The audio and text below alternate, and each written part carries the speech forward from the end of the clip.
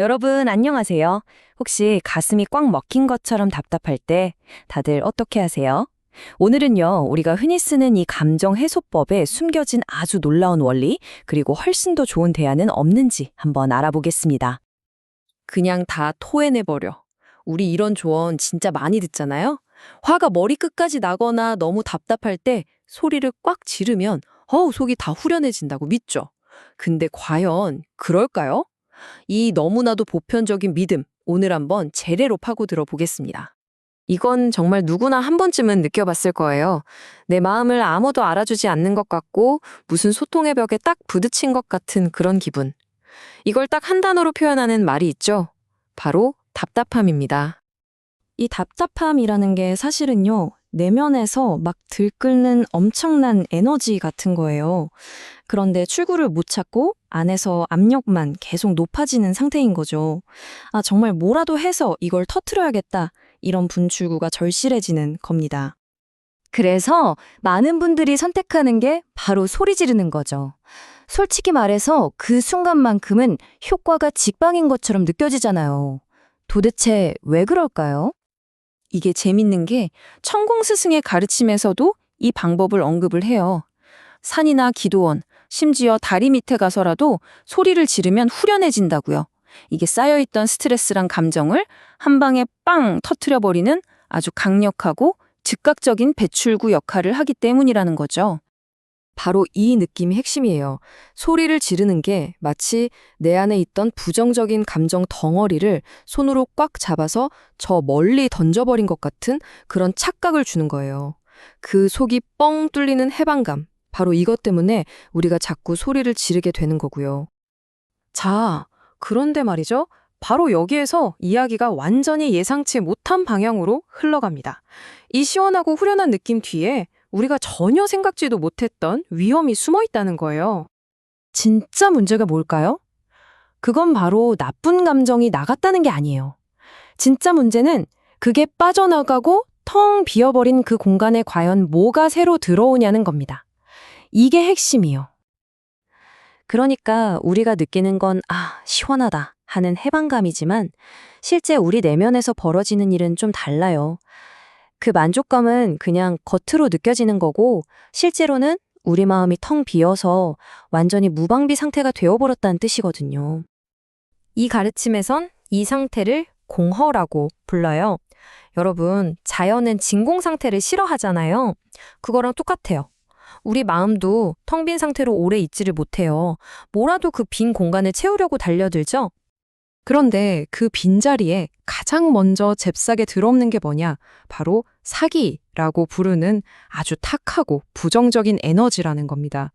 우리가 일부러 좋은 걸 채워넣지 않으면 나쁜 게 스르륵 그 자리를 차지해버리는 거죠.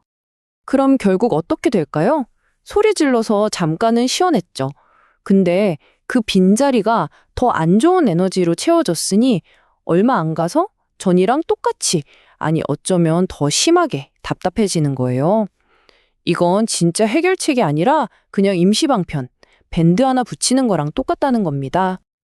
자, 그럼 어떻게 해야 할까요? 대안이 있겠죠. 이 가르침의 핵심은 바로 제거가 아니라 대체입니다. 나쁜 걸 억지로 막 끄집어내는 게 아니라 더 좋은 걸 들여와서 슬쩍 밀어내는 방식이에요. 이 빈방 비유를 들으면 아마 하고 바로 이해가 되실 거예요. 자, 우리 마음이 방이라고 한번 상상해 보세요. 첫 번째, 이 방에 답답함이라는 세입자가 살고 있어요. 두 번째, 우리가 소리를 꽉 질러서 이 세입자를 강제로 쫓아내버립니다. 그럼 세 번째, 방이 텅 비고 문이 활짝 열린 무방비 상태가 되겠죠? 바로 이때 네 번째 단계에서 사기라는 언짢지 않는 불청객이 그 빈 방으로 쏙 들어와 버리는 겁니다. 이게 바로 대체 원리의 핵심 문장이에요. 굳이 막 싸워서 쫓아낼 필요가 없다는 거죠. 더 질량이 높고 퀄리티가 좋은 게 싹 들어오면 질 낮은 것들은 알아서 어이쿠 하면서 자리를 피해서 나간다는 겁니다. 그러면 여기서 말하는 질량 높은 에너지가 대체 뭘까요? 어렵지 않아요. 우리 내면을 채우고 한 단계 성장시켜주는 모든 것들입니다. 깊은 통찰을 주는 책이라던가 큰 울림을 주는 강연, 아니면 삶의 지혜가 담긴 가르침 같은 것들이 다 여기에 해당돼요. 자, 그럼 이제 제일 중요한 거, 이 원리를 우리 삶에 어떻게 써먹을 수 있을지 구체적인 방법을 알아봐야겠죠? 더 이상 땜질식 처방이 아니라 진짜 근본적인 변화를 만들 수 있는 방법이요. 방법은 생각보다 아주 간단해요. 지금의 나보다 딱 한 단계만 더 수준 높은 지식이나 지혜를 일부러 찾아보는 거예요. 예를 들면 평소에 읽던 책보다 조금 더 깊이 있는 책을 읽어본다거나 아니면 마음을 울리는 좋은 강연이나 설법을 들어보는 거죠. 내 이해의 폭을 넓혀주는 그런 가르침을 적극적으로 찾아 나서는 거예요. 중요한 건 이 질량 높은 에너지를 그냥 보는 게 아니라 내 것으로 흡수하려는 태도입니다. 그러니까 핵심은 이거예요. 내 안에 있는 탁한 에너지랑 싸우려고 애쓰지 마세요. 그럴 필요가 없어요. 대신에 그 에너지가 도저히 머물 수 없는 환경을 만들어버리는 거죠. 어두운 방에서 어둠을 쫓아내려고 허우적거리는 게 아니라 그냥 스위치를 켜서 빛으로 가득 채우는 것처럼요. 자, 이 두 가지 방법의 차이가 이 그래프를 보면 한눈에 들어옵니다. 왼쪽에 소리치기 보세요. 순간적으로 후련함이 확 올라가죠? 근데 금방 뚝 떨어져 버려요. 정말 단기 처방이에요. 반면에 오른쪽 대체하기는요. 천천히 올라가는 것 같지만 꾸준하게 그리고 훨씬 더 높은 수준의 평온함을 계속 유지시켜 주잖아요. 이렇게 내 안을 좋은 것들로 꽉 채우면, 즉 내면의 질량을 높이면 어떤 결과가 따라올까요? 우선 예전처럼 쉽게 답답해지지 않아요. 그리고 신기하게도 좋은 에너지로 가득 찬 나에게 좋은 일들이나 좋은 인연들이 자연스럽게 끌려오기 시작하는 거죠. 자, 이게 바로 오늘 이야기의 핵심을 관통하는 마지막 질문입니다. 다음에 또 가슴이 꽉 막히는 순간이 오면 여러분은 어떻게 하시겠어요? 그저 비워내시겠습니까? 아니면 더 좋은 것으로 채워 넣으시겠습니까? 순간의 후련함을 위해 내면을 텅 비울 것인가? 아니면 더 나은 것으로 가득 채워서 근본적인 변화를 만들어낼 것인가? 이제 선택은 여러분의 몫입니다.